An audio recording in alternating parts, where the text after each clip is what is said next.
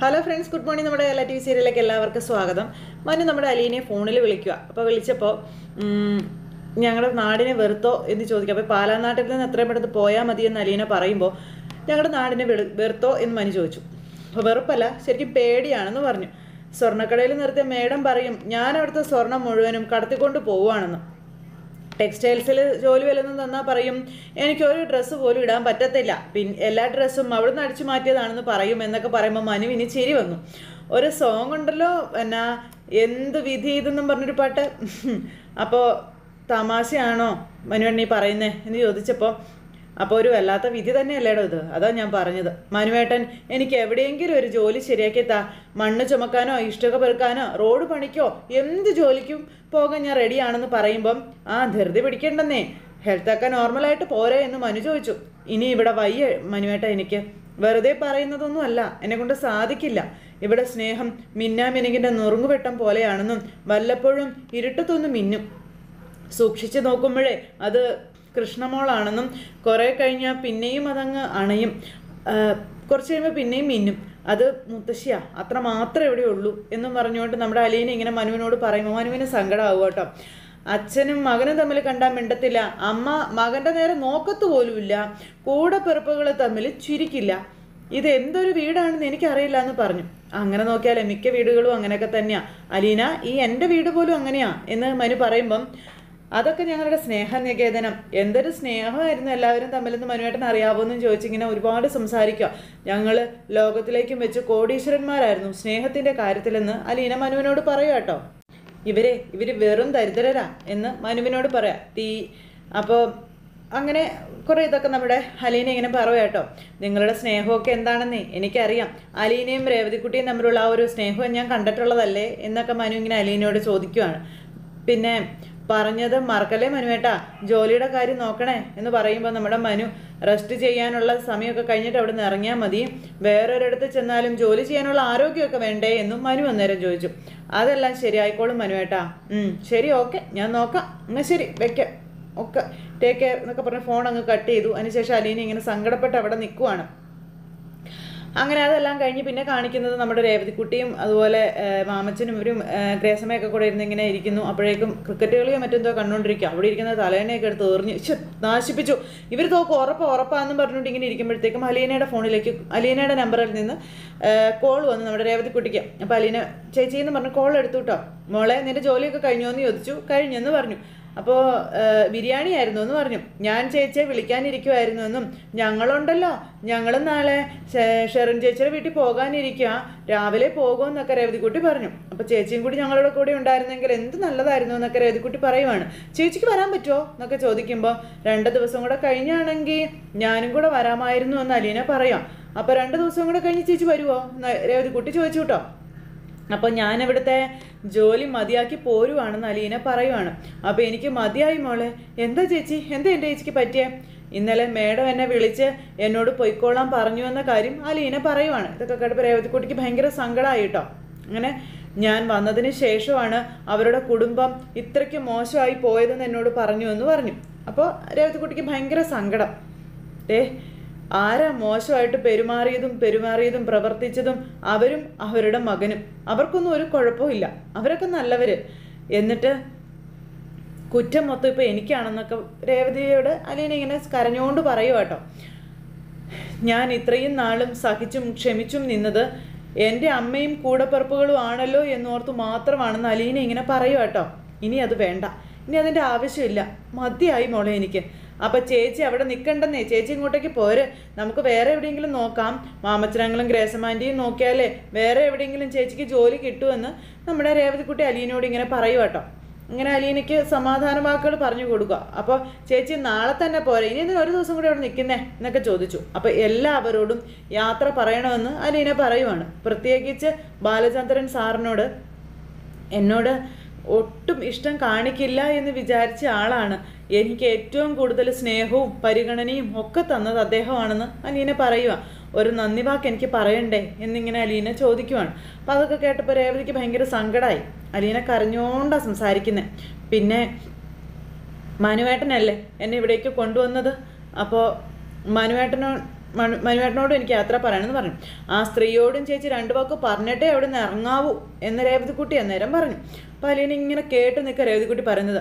വേറെ ആരും കേൾക്കാതെ വിളിച്ചു മാറ്റി നിർത്തിയിട്ട് ആ ചെവിയിലോട്ട് പറയണം, പോരട്ട പെണ്ണുമ്പിള്ളേ, ഞാൻ ആരാണെന്ന് നിങ്ങൾക്കറിയാമോ? 22 വർഷങ്ങൾക്ക് മുൻപ് നിങ്ങൾ പെറ്റ് തള്ളിയ സന്തതിയാണ് ഞാൻ. നിങ്ങളെ ഒന്ന് കാണാനും നിങ്ങളെ അമ്മയെന്ന് വിളിക്കാനും നിങ്ങളുടെ കൂടെ താമസിക്കാനും കൊതിച്ചു വന്ന മകളാണ് ഞാനെന്നൊക്കെ പറഞ്ഞുകൊണ്ട് രേവതിക്കുട്ടി പറയാം. തൃപ്തിയായി, എൻ്റെ കൊതി തീർന്നു, ഇനി നിങ്ങൾ എനിക്ക് കാണണ്ട, പോട്ടെ എന്ന് പറഞ്ഞിട്ടേ, ഇത്രയെങ്കിലും പറഞ്ഞിട്ടേ ചേച്ചി അവിടെ നിന്ന് ഇറങ്ങി പോരാവുള്ളൂ എന്ന കാര്യങ്ങൾ നമ്മുടെ രേവതിക്കുട്ടി അലീനയോട് പറയുക കേട്ടോ. ഇത് കേട്ട് അലീന വിങ്ങിപ്പൊട്ടി കരയുക. അവർ ചേച്ചിയോട് ചെയ്തതല്ല ഓർത്ത് ജീവിതകാലം മുഴുവനും അവർ നേരണം, അങ്ങനൊരു ശിക്ഷ അവർക്ക് കിട്ടണ്ടേ ചേച്ചി എന്ന് ചോദിച്ചപ്പോൾ നമ്മുടെ അലീന വേണ്ട മോളെ, അതിൻ്റെ ആവശ്യമില്ല എന്ന് പറയുകയാണ്. എനിക്കൊന്നും വേണ്ട എന്നും ഞാൻ അതിലൊന്നും ആഗ്രഹിക്കുന്നില്ല, അവരെങ്ങനെ വേണമെങ്കിലും ജീവിച്ചോട്ടെ എന്നും അലീന ഇങ്ങനെ പറയുക കേട്ടോ. ഇതൊക്കെ കേട്ട് രേവതിക്ക് സഹിക്കാൻ പറ്റുന്നില്ല. എനിക്ക് അവരെ ആരെയും വേദനിപ്പിക്കാൻ മനസ്സില്ല, വേദനിപ്പിക്കുകയും വേണ്ട, സന്തോഷിപ്പിക്കുകയും വേണ്ട, എൻ്റെ കാര്യം നോക്കി ഞാൻ ഇവിടുന്ന് പോരുക മോളെ എന്ന് പറഞ്ഞു. അപ്പം ഞാൻ ഏതായാലും പോരാൻ തന്നെ തീരുമാനിച്ചു എന്നും രേവതിയോട് അലീന പറയുക കേട്ടോ. അപ്പോൾ അതൊക്കെ കേട്ട് രേവതിക്കുട്ടി ഇങ്ങനെ ഭയങ്കര വിഷമത്തിൽ നിൽക്കുമ്പോൾ ഇപ്പോൾ മനസ്സിൽ നിന്നൊരു ഭാരം ഒഴിഞ്ഞു പോയതുപോലെ ഒരു സമാധാനം ഉണ്ടെന്ന് അലീന പറയുകയാണ്. ചേച്ചി ഇനി അവിടെ ജോലിയൊന്നും ചെയ്യണ്ട കേട്ടോ, ബാഗൊക്കെ പാക്ക് ചെയ്ത് വെച്ചേക്ക്, ചേച്ചി വിളിച്ചു പറഞ്ഞാൽ മതി എന്നാ പോരുന്നതെന്ന്, ഞങ്ങൾ അവിടെ വന്ന് ചേച്ചിയെ കൂട്ടുകൊണ്ട് പോന്നോളാം എന്നിങ്ങനെ അലീന പറയുമ്പോൾ വെറുതെ അങ്കിളിനെയും ആൻറ്റിയെയും ബുദ്ധിമുട്ടിക്കേണ്ട ആവശ്യമൊന്നും ഇല്ല മോളെ എന്ന് പറഞ്ഞു. അവർക്കൊരു ബുദ്ധിമുട്ടും ഇല്ല ചേച്ചി, സന്തോഷം മാത്രമേ ഉള്ളൂ എന്ന കാര്യം രേവതിക്കുട്ടി അന്നേരം പറയുക. അപ്പോഴേക്കും മോളെ എന്ന് പറഞ്ഞ് മുത്തശ്ശി അലീനയെ വിളിച്ചു. കൊച്ചേ എടി അലീനെ മോളെ എന്നും പറഞ്ഞ് മുത്തശ്ശി വിളിക്കുമ്പോൾ മോളെ മുത്തശ്ശി വിളിക്കുന്നുണ്ട്, ഞാൻ നാളെ വിളിക്കാം കേട്ടോ എന്നും പറഞ്ഞുകൊണ്ട് അലീന അവിടെ നിന്ന് അങ്ങ് പോയി. അപ്പോൾ രേവതിക്കുട്ടി വിഷമിച്ച് അവിടെ അങ്ങനെ ഇരിക്കുമ്പോൾ ഗ്രേസമ്മ അങ്ങോട്ടേക്ക് ചെന്നു. രേവതിക്കുട്ടി എന്നും പറഞ്ഞ് അടുത്തേക്ക് ചെന്നപ്പോൾ മുഖത്തൊക്കെ ഭയങ്കര സങ്കടം കണ്ടു രേവതിയുടെ. അപ്പോൾ ഗ്രേസമ്മയ്ക്ക് മനസ്സിലായി എന്തോ സങ്കടം ഉണ്ടെന്നുള്ളത്. അങ്ങനെ രേവതി വിഷമിച്ച് നിൽക്കുമ്പോൾ നീ എന്തിനാ ഇങ്ങനെ വിഷമിച്ചിരിക്കുന്നതെന്ന് ചോദിച്ചു. അപ്പോൾ ഒന്നുമില്ല എന്ന് പറഞ്ഞു. എന്താന്നാ നീ പറയാൻ പറഞ്ഞു. ഒന്നുമില്ല എന്നും പറഞ്ഞ് രേവതിക്കുട്ടി ഇങ്ങനെ എന്നും പറഞ്ഞിങ്ങനെ അവിടെ നിൽക്കുക. അപ്പോഴേക്കും ഗ്രേസമ്മ രേവതിക്കുട്ടിയുടെ തോളെ പിടിച്ചിങ്ങനെ അലീനയ്ക്ക് അവിടെ എന്തെങ്കിലും പ്രശ്നമുണ്ടോ എന്ന് ചോദിക്കുമ്പോൾ അത് പിന്നെ ആൻറ്റി അത് ഉണ്ട് എന്ന് പറഞ്ഞു. അപ്പോൾ എന്താണെന്ന് നീ ഒന്ന് പറയാൻ പറഞ്ഞു, നമുക്ക് എന്തെങ്കിലും ചെയ്യാൻ പറ്റുമോ ഇല്ലയോ എന്ന് നോക്കാം എന്ന് പറഞ്ഞ് ഗ്രേസമ്മ ഇങ്ങനെ ചോദിക്കുമ്പം അലീന ചേച്ചി അവിടുന്ന് പോവുകയാണെന്നാണ് പറഞ്ഞതെന്ന് പറഞ്ഞു. എങ്ങോട്ട് പോവുകയാണെന്ന്? എങ്ങോട്ടാണെന്നൊന്നും പറഞ്ഞില്ല, അവിടുത്തെ മേഡം ആവശ്യപ്പെട്ടു അലീന ചേച്ചി തന്നെത്താൻ അവിടുത്തെ ജോലി ഉപേക്ഷിച്ച് പോകണം എന്ന്. ചേച്ചിക്ക് ഭയങ്കര ടെൻഷൻ ഉണ്ടെന്നും രേവതിക്കുട്ടി പറയൂ കേട്ടോ. എന്തായാലും അവിടെ നിന്ന് പോരുവാണെന്ന് പറഞ്ഞു. അപ്പോൾ ഇങ്ങോട്ട് വരട്ടെടി, നമുക്ക് എവിടെയെങ്കിലും ഒരു ജോലി സംഘടിപ്പിച്ച് കൊടുക്കാമല്ലോ എന്ന് പറഞ്ഞു. അപ്പോൾ അതൊന്നും അല്ല ആൻറ്റി, അലീന ചേച്ചി അവിടെ ഒരുപാട് കൊതിച്ച് ചെന്നതാണെന്ന് ഗ്രേസമ്മയോട് പറയാം. ഓർക്കാപ്പുറത്ത് ഇങ്ങനെയൊക്കെ ഉണ്ടായത് കാരണം ഇനി അവിടെ നിൽക്കാൻ വയ്യെന്നാണ് പറഞ്ഞത്. അങ്ങനത്തെ ഒരു വീട്ടിൽ നിൽക്കാൻ ഇതിനെ കൊതിക്കുന്നതെന്ന് ഗ്രേസമ്മ എന്ന് ചോദിച്ചു. അതിനൊരു കാരണമുണ്ട് ആൻറ്റി എന്ന് രേവതിക്കുട്ടി ഗ്രേസമ്മയോട് പറയുവാണ്. എന്ത് കാരണം? ബ്രിജിത്താമ്മിയ അലീന ചേച്ചിയെ അങ്ങോട്ട് അയക്കണമെന്ന് തീരുമാനിച്ചതെന്നുള്ള കാര്യം രേവതിക്കുട്ടി പറയുവാണ്. അപ്പോൾ അവർ പോയില്ലേ, നമുക്ക് പറ്റാത്ത വീട്ടിൽ എങ്ങനെ ജോലി ചെയ്യുമെന്ന് ചോദിച്ചു. അപ്പോൾ അതൊക്കെ ശരിയാ, പക്ഷേ എന്നും പറഞ്ഞ രേവതിക്കുട്ടി ഇങ്ങനെ പക്ഷേയും പറഞ്ഞിങ്ങനെ നിൽക്കുന്നു. അപ്പോൾ എന്തോ നടി, നീ എന്തൊക്കെയോ മനസ്സിൽ ഒളിച്ചു വെച്ച് പറയുന്നത് പോലെയാണല്ലോ എനിക്ക് തോന്നുന്നത്. അപ്പോൾ ആൻറ്റിക്ക് അറിയാത്ത ഒരു സത്യം ഉണ്ടെന്ന് പറയുമ്പം ഇനിയുണ്ടോ രഹസ്യങ്ങൾ? അപ്പോൾ ഞാൻ പറയാൻ പാടില്ലാത്തതാ, പക്ഷേ അലീന ചേച്ചി അവിടുന്ന് പോരാൻ തീരുമാനിച്ചത് കൊണ്ട് മാത്രം ഞാനത് പറയുകയാണെന്ന് പറഞ്ഞു. എന്താണടി പറയാൻ പാടില്ലാത്ത രഹസ്യം? അപ്പോൾ കേൾക്കുമ്പോൾ ആൻറ്റി ഞെട്ടിപ്പോകുമെന്ന് പറഞ്ഞു. ആൻറ്റിക്ക് വിശ്വസിക്കാൻ പോലും പറ്റിയെന്ന് വരില്ല എന്നും രേവതിക്കുട്ടി പറയുമ്പം ഒന്ന് പറയടി എന്താ എന്ന് ഗ്രേസമ്മ ചോദിച്ചു. അപ്പോൾ വൈജയന്തി എന്ന് പറയുന്ന സ്ത്രീ ഉണ്ടല്ലോ, ആ ദുഷ്ടത്തി, അവരുണ്ടല്ലോ, അവർ അലീന ചേച്ചിയുടെ അമ്മയാ എന്ന് പറഞ്ഞു. ഇത് കേട്ടപ്പോൾ ഗ്രേസമ്മ നടുങ്ങിപ്പോയി. അങ്ങനെ രേവതിക്കുട്ടി എല്ലാവരോടും സത്യം പറഞ്ഞു. അമ്മ എന്ന് വെച്ചാൽ അലീന ചേച്ചിയെ പ്രസവിച്ച സ്ത്രീയാ, അവർ പെറ്റ അമ്മയാന്ന് പറഞ്ഞപ്പോഴത്തേക്കും കർത്താവേന്നും പറഞ്ഞുകൊണ്ട് ആ ഗ്രേസമ്മ അന്തം വിട്ടിങ്ങനെ നിൽക്കുക കേട്ടോ. നീ എന്തൊക്കെ പ്രാന്താടി പറയുന്നേ? കണ്ടോ, വിശ്വസിച്ചില്ലല്ലോ, വിശ്വസിക്കത്തില്ല എന്നും പറഞ്ഞുകൊണ്ട് നമ്മുടെ രേവതി കുട്ടി തിരിഞ്ഞു പോയി ഒരു ഒറ്റ നിപ്പ്. ഗ്രഹസമ്മ ഞെട്ടി നിൽക്കുമല്ലേ. ഗ്രഹസമ്മയാണെങ്കിൽ തളർന്നു പോയിട്ട് മറ്റേ അലമാരിയുടെ സൈഡിലൊക്കെ ഇങ്ങനെ അങ്ങ് പിടിച്ചു. കാരണം ശരീരം തളർന്നു പോയി ഇതൊക്കെ കേട്ട് കഴിഞ്ഞപ്പോഴേ. എന്നിട്ട് പിന്നെ രേവതിക്കുട്ടിയുടെ അടുത്തേക്ക് ചെല്ലുക. ഇതിൻ്റെ വിവരം എന്താണെന്ന് അറിയണ്ടേ? അതിന് വേണ്ടിയിട്ട് നീ പറഞ്ഞത് സത്യമായ കാര്യമാണോ ഡി? അല്ല കള്ളം എന്നും പറഞ്ഞിട്ട് അതിനും രേവതിക്കുട്ടി ദേഷ്യപ്പെടും. അപ്പോഴത്തേക്കും നമ്മുടെ ഗ്രഹസമ്മ എടി മോളെ നീ വേണ്ട, ഇനി ആൻറ്റി എന്നോടൊന്നും പറയണ്ട, ചങ്കെടുത്ത് കാണിക്കുമ്പോഴാ. അപ്പോഴത്തേക്കും ഗ്രേസമ്മയ്ക്കും ഭയങ്കര വല്ലാണ്ടായിപ്പോയി. ശേടാ എന്നും പറഞ്ഞുകൊണ്ട് ഗ്രേസമ്മ ഇങ്ങനെ നിൽക്കുക കേട്ടോ. എന്നിട്ട് പിന്നെ പതുക്കെ ചെന്ന് അനുനയിപ്പിക്കാൻ നോക്കുക രേവതിക്കുട്ടിയെ. എന്നിട്ട് രേവതിക്കുട്ടിയുടെ തോളിൽ ഇങ്ങനെ പിടിച്ച് മോളെ എന്നും പറഞ്ഞ് വിളിച്ചു. അപ്പോഴത്തേക്കും രേവതിക്കുട്ടിക്ക് കരച്ചിൽ വന്നു. അലീന ചേച്ചി എന്തെല്ലാമാ സഹിച്ചതെന്ന് ആൻറ്റിക്ക് അറിയാവോ എന്ന് ചോദിച്ചു കേട്ടോ. സ്വന്തം അമ്മ, കൂടപ്പിറപ്പുകൾ, ബന്ധുക്കൾ എല്ലാവരും ചേച്ചി ആട്ടി ഓടിക്കുകയായിരുന്നു. എന്നിട്ടും ആരെയും ഒന്നും അറിയിക്കാതെ എൻ്റെ അലീന ചേച്ചി എല്ലാം സഹിച്ച് അവിടെ നിൽക്കുമായിരുന്നു എന്നും പറഞ്ഞ് ഇങ്ങനെ നമ്മുടെ രേവതിക്കുട്ടി ഭയങ്കര കരച്ചിൽ. ഗ്രേസമ്മയ്ക്കും കരച്ചിൽ വരുവാണ് ഇതൊക്കെ കേട്ടിട്ട്.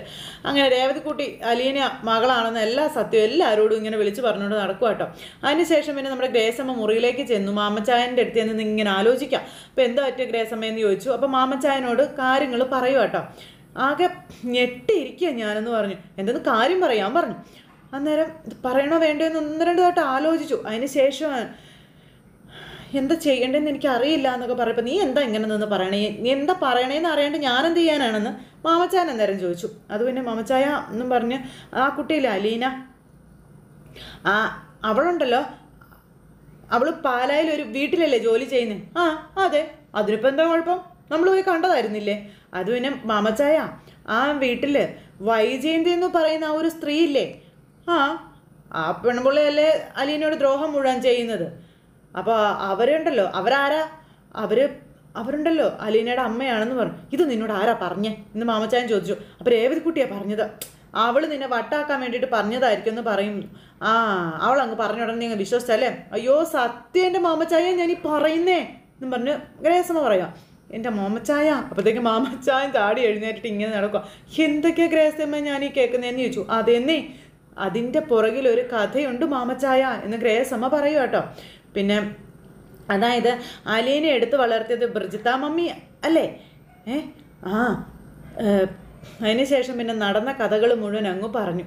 പിന്നെ അന്ന് നടന്ന കഥകളും കാര്യങ്ങളും എല്ലാം പറയുവാണ്. പിന്നെ ബ്രിജിത്ത മമ്മി മരിക്കാൻ കിടന്നപ്പോൾ അലീനയോട് ഈ സത്യങ്ങളൊക്കെ പറഞ്ഞതും അതിനുശേഷം ഓരോരുത്തരായിട്ട് സ്നേഹനികേതനത്തിൽ നിന്നും ബ്രിജിത്ത മമ്മി ഓരോരുത്തേക്ക് മാറ്റിയതും അതിനുശേഷം ബ്രിജിത്ത മമ്മി ഈ വൈജയുടെ അച്ഛനെ കാണാൻ പോയതും അതിനുശേഷം അവർ അലീനയെ കാണാൻ വന്നതും അതിനുശേഷം അലീന ബ്രിജിത്ത മമ്മിയോട് ആരാ ഇപ്പോൾ വന്നതിനെ കണ്ടേച്ച് പോയെന്ന് ചോദിച്ചതൊക്കെ ഉള്ള കാര്യങ്ങളെല്ലാം പറയുവാണ്. അപ്പോൾ കൊല്ലപ്പള്ളി കൈതകൾ മാളിക വീട്ടിൽ കുഞ്ഞിരാമ മേനോൻ നിൻ്റെ ഗ്രാൻഡ് ഫാദർ എന്നും പറഞ്ഞ് അലീനയോട് പറഞ്ഞ കാര്യം.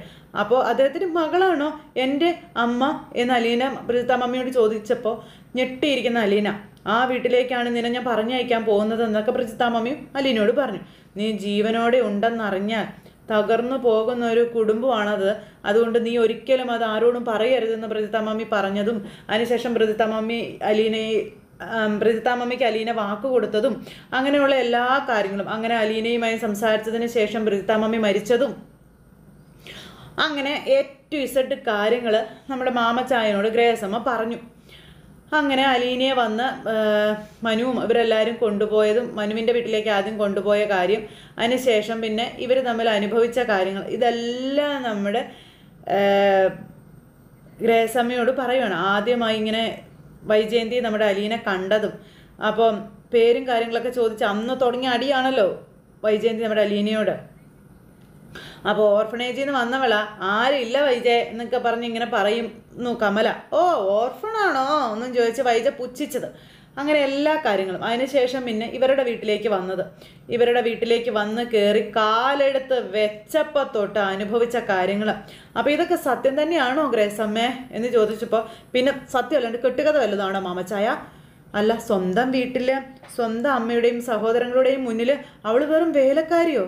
എനിക്കത് വിശ്വസിക്കാൻ പറ്റുന്നില്ല. അതെ മാമച്ചായ, എന്നാലും വേണ്ടൂലായിരുന്നു. ആ കൊച്ചിനോട് എന്തൊക്കെ ദ്രോഹമാ. ആ തള്ളെ അവളെ തിളച്ച് എണ്ണയിലിട്ട് വറുത്ത് കോരി എടുത്തുകൊണ്ടിരിക്കുക ഓരോ ദിവസം. അലീനെ നോക്കിയാൽ അവൾക്കിട്ടൊരു പണി കൊടുക്കാൻ പറ്റില്ലേ എന്ന് മാമച്ചായൻ അന്നേരം ഗ്രേസമ്മയോട് ചോദിച്ചു. അങ്ങനെ ആ ഒരു കാര്യം ഇവർ തമ്മിൽ പറഞ്ഞുകൊണ്ട് ഇങ്ങനെ നിൽക്കുകയാണ്. അതായത് മാമച്ചാനും ഗ്രേസമ്മയും കൂടി. അപ്പം ഇവർ തമ്മിൽ പരസ്പരം കാര്യങ്ങളെല്ലാം പറഞ്ഞുകൊണ്ട് ഇങ്ങനെ നിൽക്കുന്നു. അങ്ങനെ ഒരു സിറ്റുവേഷനിൽ ഇന്നത്തെ കഥ അവസാനിച്ചു. ഇനിയിപ്പം നാളെ എന്ന് പറയുമ്പോൾ നമ്മുടെ ബാലചന്ദ്രൻ അലീനയോട് ക്ഷമ ചോദിക്കുന്നതും അതുപോലെ അതിനെ ചേർത്ത് പിടിക്കുന്നതും ഒരു പക്ഷേ ഈ ഫോൺ റെക്കോർഡ് കേൾക്കാനുള്ള സാഹചര്യം ഒക്കെ ആയിട്ടുള്ള എപ്പിസോഡാണ് നാളെ വരാനുള്ളത്. അപ്പോൾ ആരും തന്നെ മിസ് ചെയ്ത് കളയാതെ എല്ലാവരും കാത്തിരുന്ന് കാണണം കേട്ടോ. എല്ലാവർക്കും നല്ലൊരു ദിവസം ആശംസിക്കുകയാണേ. എല്ലാവരും തരുന്ന സപ്പോർട്ടിനും സ്നേഹത്തിനും ഒത്തിരി നന്ദി ഹൃദയത്തിൻ്റെ ഭാഷയിൽ അറിയിക്കുന്നു. വീണ്ടും കാണാമെന്നുള്ള പ്രതീക്ഷയോടെ നിർത്തുകയാണ്. ടാറ്റാ.